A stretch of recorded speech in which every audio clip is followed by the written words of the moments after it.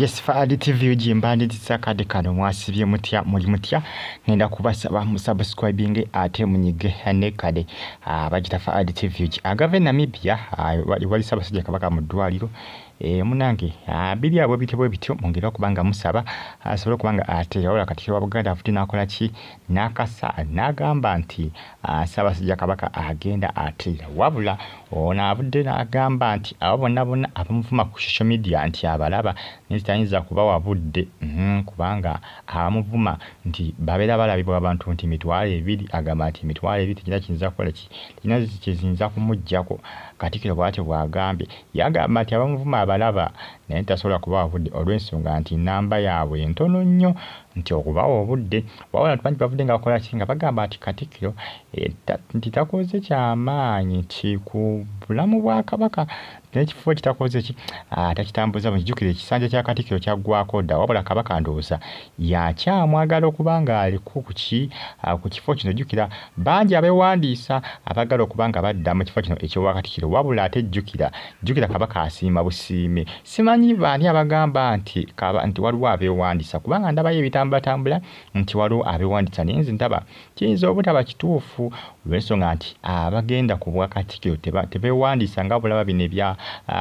gavumenti buno bwa Kabaka akusiima busiimi n'akola ki n'akuwa ekifo era abatambuza nti ate simanyanga waliwo abeewandiisa ate biki zinga mbeera kabyakiwaani birabika si bituufu Kabaka talonda bwatyo katikiro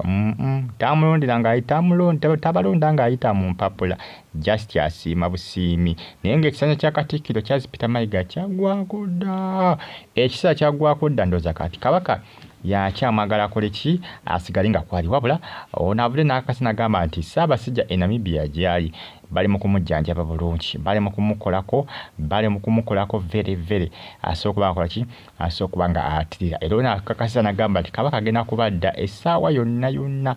mu ggwanga Uganda mu bwakabaka bwe addemu kola ki addemu kubanga alamula Obuganda ademo kubanga akulembera abantu be onasubiza nagamba nti bannange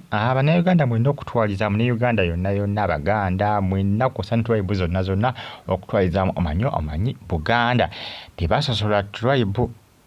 Buganda tebasosola tribe yes tebasosola tribe mu Buganda ososanga mu tribe yonna tribe yonna bo baniza buli omu wabula abamu kwabo abakadde bali maziga bali mu kutya olw'embeera ya Kabaka abamu kwabo abakadde abamu kwabo abakolako mu lubiri abakadde wakati ssaawa zino bali maziga bagamba kiki ekiri ku mukama waffe nokubadde baavaayo naye Ssaabasajja Kabaka akyali mukama waabwe kubanga ffenna Ssaabasajja Kabaka mukama waffe era tukola ki twatunda okumuwa ekitiibwa ekimusana ffenna tuli wansi we yes ffenna okutwaliza awamu naye ng'ensonga zeezo agava Namibia galaga nti agenda atereera nakubadde bijja ebadde byogerwa abasinga bagamba nti bali mu kumujjanjaba nti bwongo nti ekirwadde ky'emuluma kiri ku bwongo tebali mu kubanga bakola ki bamujjanjaba yes nti tebali mu kubanga bakola ki tebali mu kubanga bajjanjaba jimpereka like tosubscribing onyige nekade bagiyita era ngenda kusaba ojimpereka like kagiboostinga nakajjamba kubanga etambula netuuka wangi mwena mbebaza nembagamba nti muli bamaanyi nnyo okubanga mugikumirako situation wetu bweri esimbi ate senjijuke nelunaku olwo nabagambye nembagamba nti ya situation tiyabadde mbi ate yabadde nungi wabula abakadde bo bali mu kutya abamu kwabo abakulako mu lubiri bali mu kutya olw'embeera ya Ssaabasajja Kabaka obulwadde bumulumye bumwesibyeko bukyagaanye okuwona okubadde bagamba nti bamutwala ku vacation mu ggwanga erya Namibia naye kiraga nti si vacation bagenda kumujjanjaba ekirwadde kimwesibyeko Katonda yekka alina okukola ki alina okubanga ayamba manyi waliwo embeera weetuuka nga mulina kwesigama Katonda kubanga ogulwadde gumwesibyeko ogulubale gwesibye kabaka wa Buganda kakati nno Katonda alina okukola ki yalina okubanga ayingirawo mu nsonga zino osanga ye ayinza okubaako kyakolawo ekyenjawulo okwawukana ku birala ebize bikola ki ebize bikolebwa bane mbaagala nnyo mwenna era mbagamba nti muli b'amaanyi nnyo kubanga mugifollowinga bagitafa ADTV updates zoma nazo each and every single day mbana amawulire agaba gatambula okwetoola eggwanga lyattu Uganda negamba nti stay on YouTube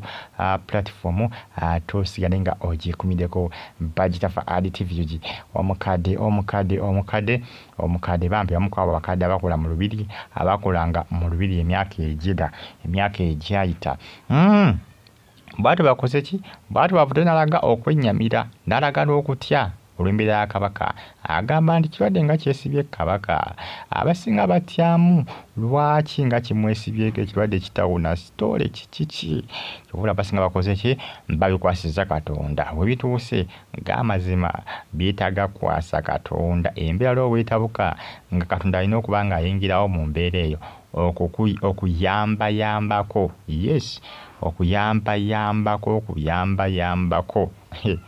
kwegamba munange si byangu naye ng'embeera bwetyo bwekola ki embeera bwetyo bweri mbaagala nnyo mwena era mbeebaza ne mbagamba nti muli b'amaanyi nnyo okubanga mugifollowinga negamba nti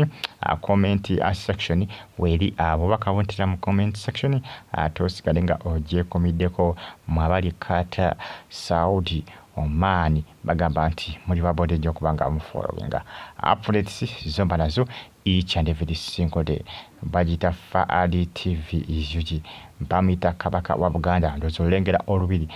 mu lubiri si birungi abataka bonna nabagamba bali ku bunkenke abataka bali ku bunkenke wetudda mu lubiri abataka bali ku bunkenke olw'embeera egenda maaso nabo tebasigamba nti bali settled nabo bali ku bunkenke nga wala lumonde mu kikata bali ku bunkenke basula bakokunadde tebali okay tuyinza kubeera okay ng'omu ku basajja abaamanyi ba mukama wammwe ng'embeera yesse ennungi mbebaza nnyo era mbagamba nti mwebale nnyo okubanga mugifollowinga n'okubanga mwasubscribinga ne munyiga kale bagitafa ADTV mungere kubanga musabira kabaka wa Buganda Namibia si birungi ebivaayo sijja gamba nti birungi nedda si birungi tulina kusaba busabe ndozo balengera abakyala bamu kwabo bakadde bennyamidde bali mu kutya bali mu maziga ozanya gwe embeera yatabuse bambi Namibia oti bamutwala ku vacation bamutwala mu ddwaliro bwetegeeza amawulire agatrendinga n'amawulire agatambula akadde kano mpagala nnyo mwenna likinga commentinga subscribinga obeera bulungi mpagala nnyo mwenna mwenda